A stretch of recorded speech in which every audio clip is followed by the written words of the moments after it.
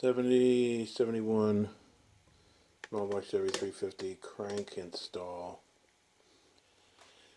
First, I'm going to stress again the importance of the plug that's right in this hole. This has to be plugged.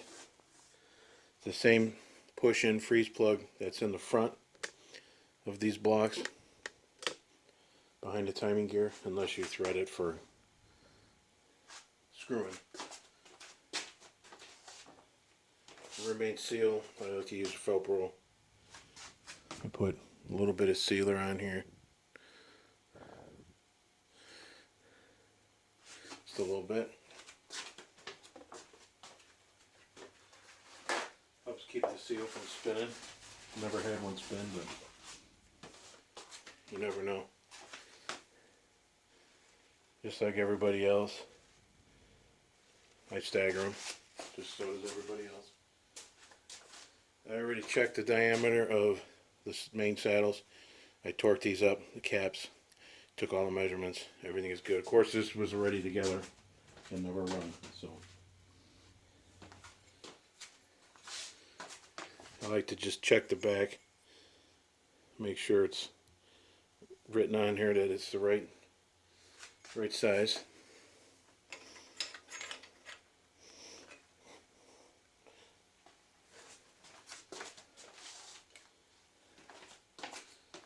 The one with the grooves goes down because the block's upside down.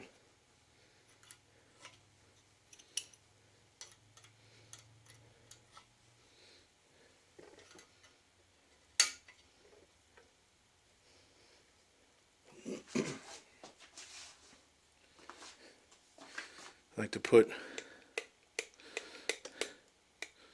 some oil on there and on the thrust, which is this side here and this side over there. These I put a couple of pumps in the hole. All it's going to do is sit right on top of the cam, so when you fire this thing up, it's got some oil before the oil gets to go through the filter and the entire block. Just something I like to do. Everybody assembles different.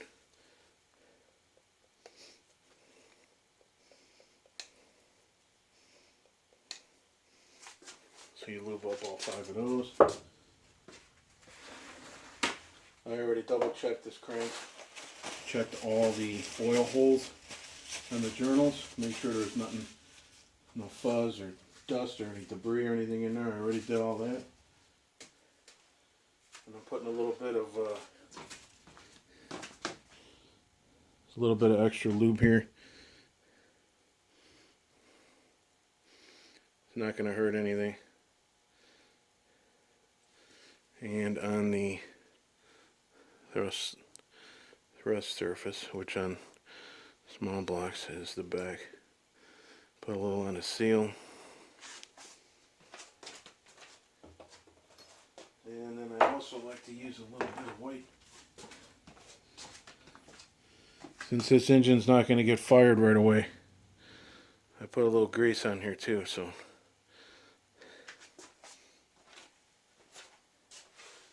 most of the engines get put in the car within a few weeks and start right up, so that's ready to go. Now you do the fun part, which you can't see, but carrying the crank over.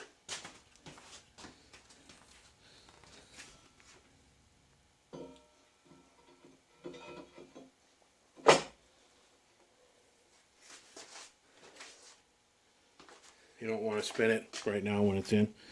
That wouldn't be good. Put a little sealer here. And I'll check the camera angle on that and see if you can see that. Just in case.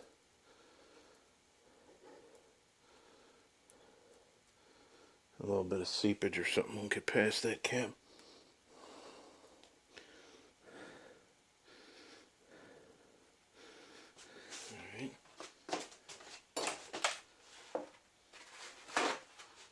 Wipe the sealer off my finger. Should have had gloves on, but yeah, you've seen that. A little bit of sealer on the block on that side and on that side for the cap.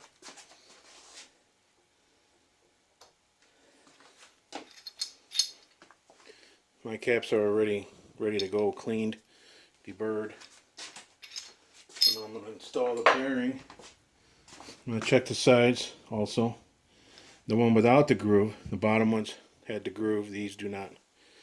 These go in the cap.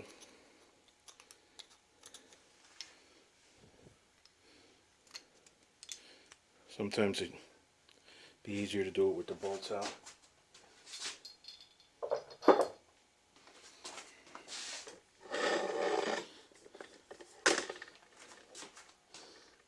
Let me see here. Here's the little bearing tang, I call it. And this side is smooth, no tang. Here's the tang right there. The other side, no tang. So no tang goes with no tang. Tang goes with tang. Pretty simple. Easier said than done. I've been doing this for 25 years. Plus probably longer than that. Put a little oil in here.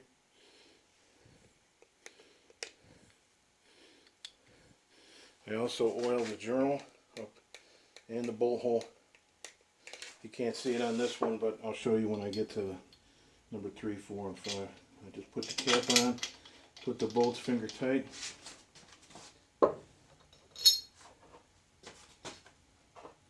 And grab the next bearing.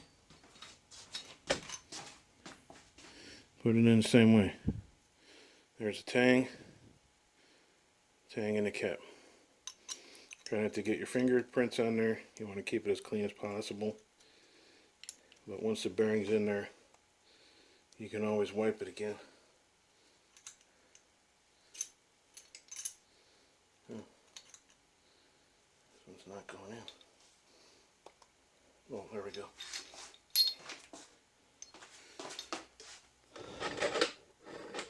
See, is that the first one here? Yeah. So you'll see the third one when I get to the third one. Oil on the journal of the crank and the bolt hole. On the bearing. Tang lines up with tang. There's also an arrow. I believe there's an arrow on the main cap as well. Let me show you that. Right here is an arrow. Shows you it's facing forward. Grabbing another bearing. Tang. Obviously a bearing only goes in one way. In the cap. Here's what I mean by oil in the journal. Since this hole is up, I'm going to fill that up too. See it coming out down in the cylinder there. Put a little bit there, a little bit there, some more in there. Put a little bit on the journal or cam, the main bearing. Tang to tang. Arrow face in front. Bolts finger tight. Cap number 4.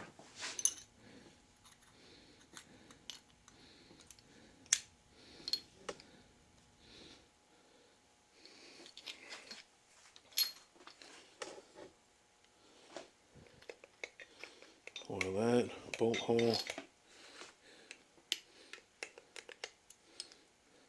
You could actually oil these bolts too, which I didn't do because I did the hole. You know what? Pull them out, put a little oil on there.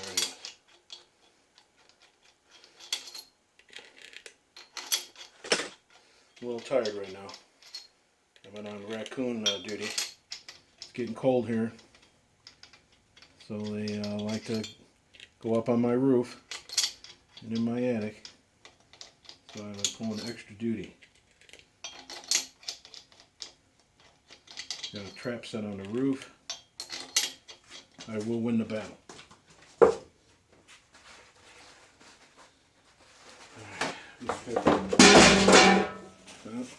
Something fell off my makeshift table, no big deal. Rear cap.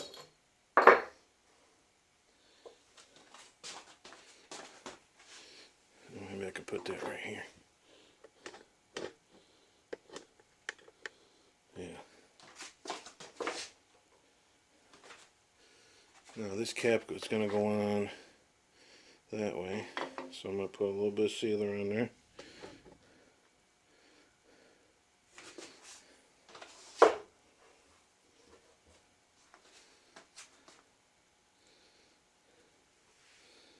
Pop in the seal, which it's got to go up on that side so it fits in there.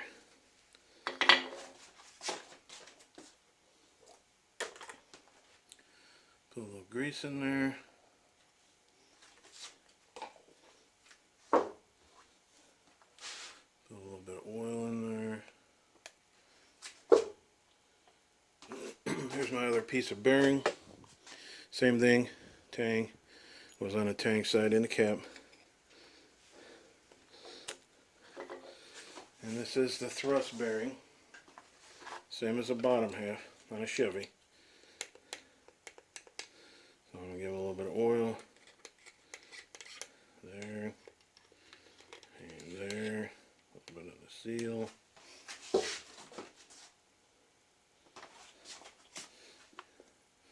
Put a little bit of that in there. Put some of that down there. And over here.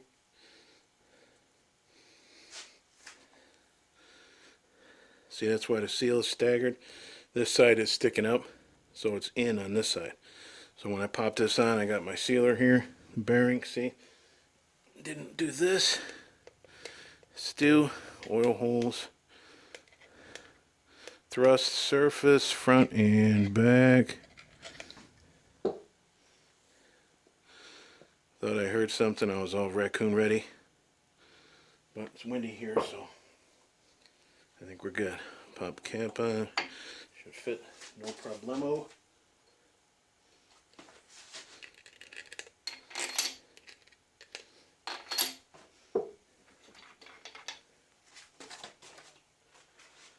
I finally was going to look into getting a cordless impact. Never had one. Started finding that the drill, the impact part, is one price, and the battery is another price. How convenient that is. So, what I do is use my cordless drill. This is a real nice one too. It's got level in the back if you're converting blocks to 4-bolt. Bought this little thing here from Harbor Freight. Pop a socket on there. Now instead of me using this thing here, it's just about working smarter, not harder, that's all. This is an old school speed wrench. You know, you can do that too. You can use a ratchet, but since I have this cordless drill, I'm just going to snug them up. Boy, doesn't sound good. Let me try that.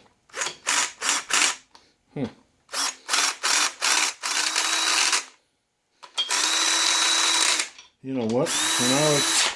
When I was on coon patrol on the roof, I think I might have burnt off this drill. Putting in the boards over my eaves that they crushed. Little bastards. Alright. Now, take my 1/2-inch torque wrench. I got a 30 for right now.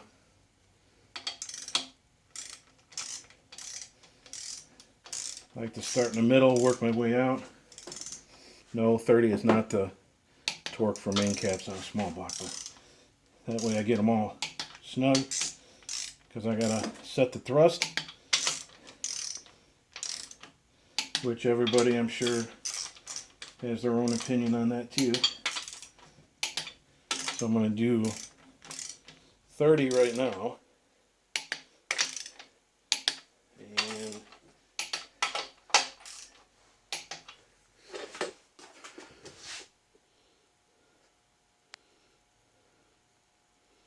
That was 30.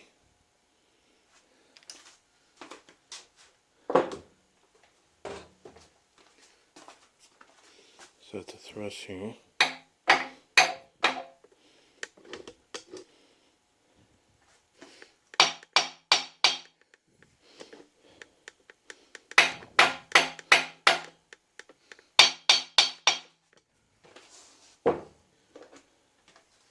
Now I'm going to zoom it. I think my mind is melting here. The torque on that should be 75. So I'm going to spin my... Yeah, that's another thing. When you get old, your eyesight is going. So what you need is a really good set of these cheaters right here, over from the dollar store. I got 20/20 vision, but yet I can't see a damn thing up close.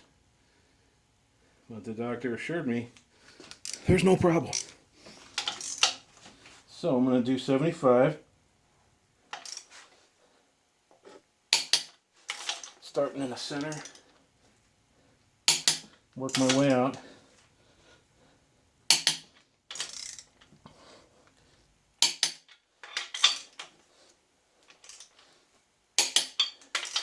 I'm on the third one. Back one.